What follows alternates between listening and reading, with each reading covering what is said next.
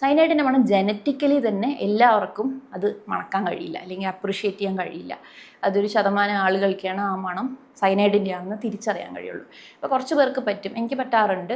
പക്ഷേ അത് എന്ത് മണമെന്ന് എക്സ്പ്ലെയിൻ ചെയ്യാൻ എനിക്ക് പറ്റാറില്ല. സാധാരണത്തിൽ പറയാറുള്ളത് കപ്പയുടെ ഇല ചതച്ച് മണത്ത പോലത്തെ ഒരു മണമെന്നാണ് പറയുന്നത്. പുസ്തകങ്ങൾ ബിറ്റർ ആൽമണ്ട് സ്മെൽ എന്നൊക്കെ പറയും. നമുക്ക് പരിചയമുള്ളത് ഇതായതുകൊണ്ട് നമ്മളിത് പറയുന്നു.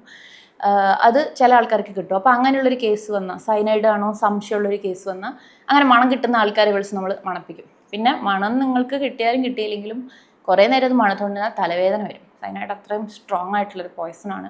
പക്ഷെ അതേപോലെ തന്നെ അത് നഷ്ടപ്പെട്ടു പോകും. അതായത് നമ്മളിത് ടെസ്റ്റിന് അയക്കുന്ന സമയത്ത് ഈ സാമ്പിളുകൾ അയക്കുന്നത് നമ്മൾ എമർജൻസി എന്ന് എഴുതിയാണ് അയക്കുന്നത് കെമിക്കൽ എക്സാമിനേഴ്സ് ലാബിലേക്ക്. കാരണം ഇത് വെച്ചിരിക്കും തോറും ഇത് നഷ്ടപ്പെട്ടു പോകും. പിന്നെ ടെസ്റ്റ് ചെയ്താൽ പോസിറ്റീവ് കിട്ടാൻ ബുദ്ധിമുട്ടാണ്. അപ്പോൾ എമർജൻസി അയക്കുമ്പോൾ അവർ ഉടനെ തന്നെ ആ കേസുകൾക്ക് പ്രയോറിറ്റി കൊടുത്ത് ആദ്യം എടുത്ത് ചെയ്യും.